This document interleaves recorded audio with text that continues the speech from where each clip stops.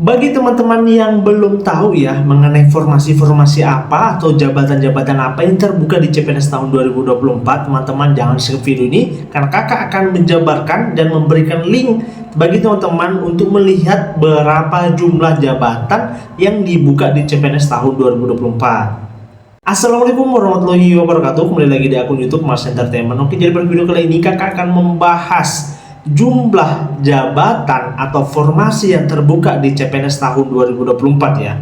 Jadi semuanya, karena kan kemarin kakak sudah bahas ya mengenai beberapa Pemda yang sudah mengusulkan jabatan atau formasi di CPNS maupun P3K tahun 2024. Sudah banyak yang kakak sampaikan, ada yang 19 daerah, ada yang kemarin sampai di berapa ya, di 149 ya daerah, dan kakak sudah sampaikan.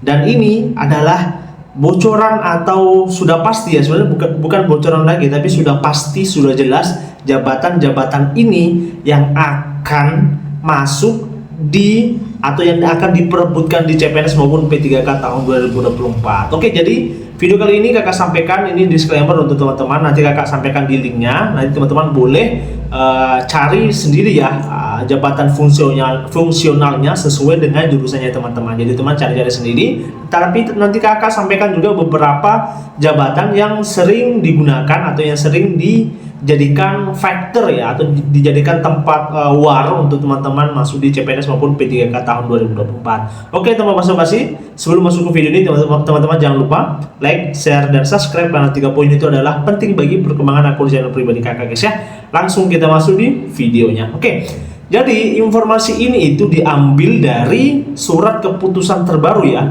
itu nomor 173 ini ya, 173 tahun 2024 tentang panduan penyusunan rincian kebutuhan pegawai aparatur sipil negara tahun 2024. Jadi ini baru-baru juga ya, dalam artian ini sudah paten dan jabatannya ini sudah resmi, tinggal nanti di input di web ASN Karir ya. Jadi masih sekarang itu masih sementara penguploadan atau penginputan dari data menuju ke web ya.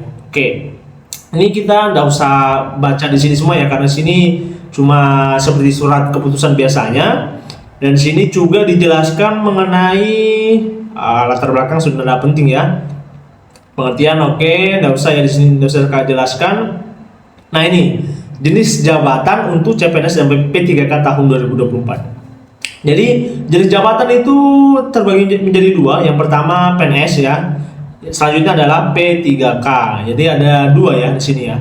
Selanjutnya, jenis jabatan yang dapat diisi pada pengadaan pegawai ASN tahun 2024 merupakan jabatan non-manajerial yang terdiri atas jabatan fungsional atau JF dan jabatan pelaksana atau JP.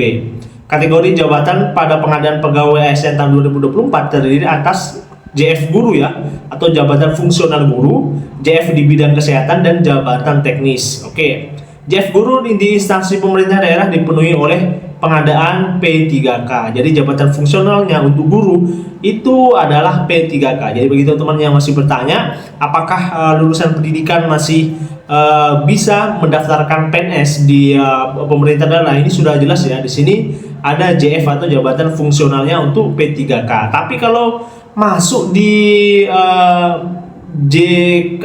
JP atau jabatan pelaksana ada di bagian teknis ya, di bagian JP atau jabatan pelaksana itu ada PNS-nya. Tapi kalau secara fungsionalnya itu guru ada di P3K di instansi daerah ya, beda sama instansi pusat.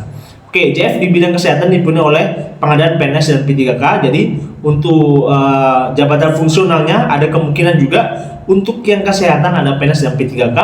Untuk teknis juga ada PNS dan P3K. Selanjutnya, daftar jenis jabatan pada pengadaan pegawai ASN tahun 2024 tercantum pada lampiran 2. Nanti ya kakak saya spill ya, beberapa daerah maupun beberapa jabatan-jabatan yang akan dimasukkan di CPNS 2024 ya, dan P3K ya.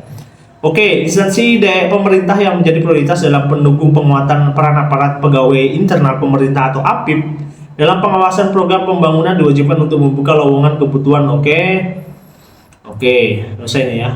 Kualifikasi pendidikan. Nah ini ya, unit penempatan. Nah ini, unit penempatan pegawai ASN mengacu pada peta jabatan yang disusun oleh PPK. Unit penempatan, oke, kita perlu bahas ini ya, lama.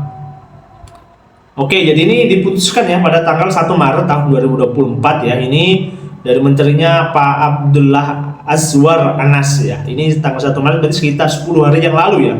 Lalu, nah ini apa yang ditunggu-tunggu adalah lampiran keputusan Menteri Pendayagunaan Aparatur Sipil atau mengenai daftar jenis jabatan pada rincian kebutuhan pegawai aparatur sipil negara tahun 2024. Jadi teman-teman simak baik-baik ini ya, karena ini penting bagi teman-teman.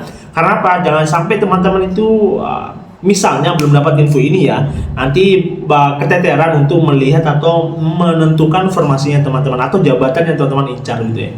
Jadi teman-teman persiapkan dengan masak, apakah sudah masuk fungsionalnya teman-teman atau tidak, apakah sudah masuk jabatannya teman-teman atau tidak ya, teman-teman incar ya maksudnya ya. Oke, di sini jelas ya, dijelaskan bahwa ada nama jabatan ini ya, nama jabatan, jenjang jabatan, oke, jenis pengadaan ini P3K atau CPNS ya, selanjutnya kedudukan atau lokasi ya, lokasi teman-teman akan ditempatkan. Ini jenjang jabatan itu kayak ini ya, dalam artian bukan jabatan ya, kayak kalau di polisi kayak itu begitu dan sebagainya ya, kayak begitu ya. Nah, kita langsung masuk di pertama ya, kan kemarin kan sudah bahas ya mengenai formasi-formasi yang ada di daerah. Jadi kakak yang speed adalah ini yang untuk daerah saja ya. Kita cari langsung untuk kabupaten. Nah, untuk jumlah kabupaten ternyata itu ada 220 formasi atau jabatan untuk ditempatkan di daerah. Jadi cukup banyak ya. Ada yang ini pengawas penyelenggaraan urusan pemerintah daerah. Ini apa ya? Tunggu, saya ulang. Oke. Oh, ini beberapa ini ya, kita ulang ya. Mana tadi ya? Di sini. Oke. Kalau daerah malah sedikit ya ternyata ya. Baru saya pahami tadi kan sedikit ya malah daerah ya. Oh, ada ini ya. Oh, salah ini ya, sorry ya. Jadi salah ini. Oke, nomor 2 adalah tadi ada lagi polisi Pamong Praja untuk CPNS juga ini ya. CPNS untuk provinsi dan kabupaten kota. Jadi ini jenjang jabatannya pemula atau terampil dan ahli pertama. Jadi S1, ada juga dari lulusan SMA. Selanjutnya ada lagi ini operator sistem informasi administrasi kependudukan, CPNS dan P3K. Banyak ya di sini ya. Banyak sekali ini. Oke, banyak ya, sampai di berapa jabatan ini ya? Sampai di kita pelan-pelan 50, 70, hampir sudah 200. Berapa ya keseluruhan ini ya? 200.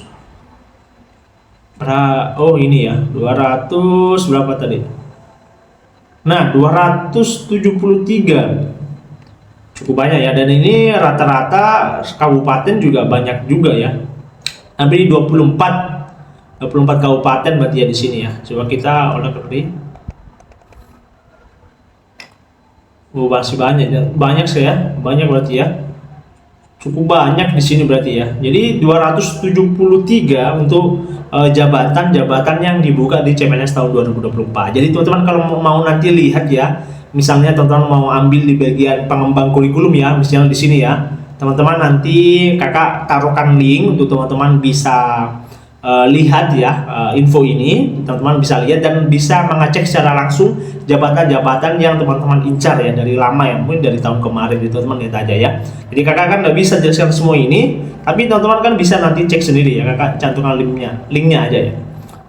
Oke, ini sudah, ini berarti lanjutnya ini jabatan pelaksana atau JP tadi ya yang kita sampaikan. Ini CPNS, rata-rata CPNS yang di sini ya, lumayan banyak CPNS-nya ini.